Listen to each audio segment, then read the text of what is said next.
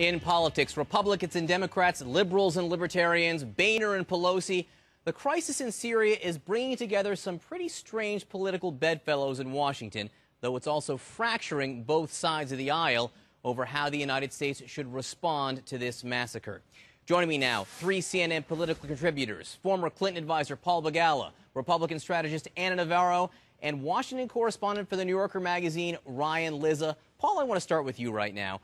You have both parties split here, but the question is, who has the bigger identity crisis? Is it Democrats who are losing anti-war liberals, or is it Republicans who seem to be losing isolationist libertarians? Well, you make a good point. Actually, both parties, I think, have equal and opposite problems. The difference is, because the Democrats have the White House, the president will define his party's position, and his party's position is America will punish the use of chemical weapons, period. Now, there will be some Democrats he loses. I don't think he'll lose the majority of them, though. But I think that's the one thing the Democrats politically have going for them is the president will define what his party stands for. The Republicans are in the midst of this massive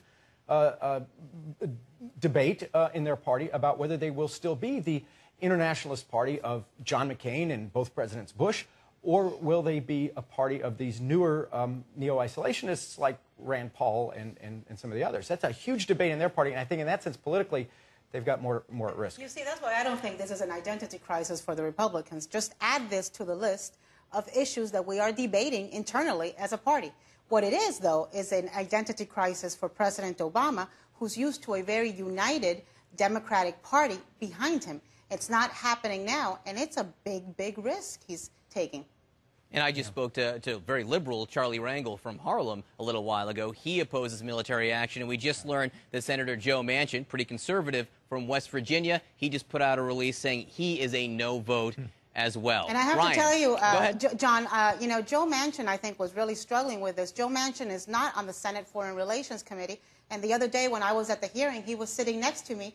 John Kerry said to him, "My friend Joe, what are you doing here?" He said, "I'm here to listen." He was, you know, he really took it seriously. So let's talk about the persuasion battle. Ryan, you know, you wrote the famous article with the famous quote about the president's foreign policy. The quote was leading from behind. So, Ryan, how would you assess his persuasion style right now on Syria?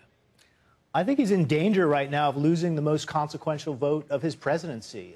Frankly, the president is not out there campaigning and persuading, at least not publicly, the American people and the most important constituency, Congress. And now, look, he's got a very difficult job in the House of Representatives. Barack Obama has no leverage with House Republicans. They don't trust him. They look for excuses to oppose him at every turn. So going out and trying to make the case to House Republicans might not be a winning strategy. But right now, especially the news that you just reported about Manchin being against this and Rangel's very negative comments on the show previously, this is a turning point for Barack Obama's presidency right here. If he loses this vote, and look, as important as the international issues are, I don't want to belittle them, but for Barack Obama going forward, for his domestic agenda, for his presidency, for his credibility, he can't lose this vote. But Ryan, this isn't about House Republicans. This is a nonpartisan issue. I just saw the votes at how they're piling up in Florida. You've got two of the most loyal Democrats, Alan Grayson and Kathy Castor, who've announced they are no votes. He's got to go out and sell it to the American public. Right. Everybody I've spoken to in Congress tells me their offices are getting swamped by calls, and more than 90% of them are against. Because there's no passion on the pro side. I mean, nobody. Forget it, John Berman. Ryan, you're not getting a word in edgewise here. No, it's on this subject. On the subject of passion, one group that has supported the president quite passionately is the political arm of what used to be the Obama campaign, Organizing for Action. This is the grassroots movement that President Obama launched. This grassroots movement is doing nothing on Syria, has announced it will not get involved. So, Paul Begala, you hear your friends there at the table say the president needs to stir up passion. What does it say if his own political army will not get involved to stir up that passion? It says that we are a deeply war-weary country, and that's why this is going across partisan lines. It's not just OFA, the president's political arm. It's the whole country. We're war-weary. I'm telling you, John, it's going to be 50 years before we get over the hangover of the debacle in Iraq. That's why we have this problem. Now, I worked for President Clinton. We waged an air war in Kosovo for largely moral reasons. That was to stop genocide in Europe.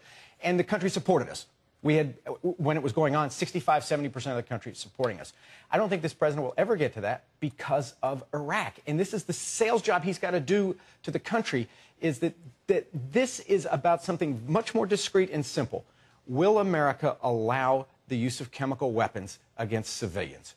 And his answer is no, hell no. And a lot of people are going to have to hear that message before they come on with it. Look, he's got to stop leading from behind John Kerry. He's got to go and make the sale himself. Yes. He has to make a case. He hasn't made it yet. All right, guys. Ryan, Liza, Paul Begala, Anna Navarro, thanks for letting me talk at least a little bit. It was great having you guys on. Great discussion. Appreciate it. Thanks, John.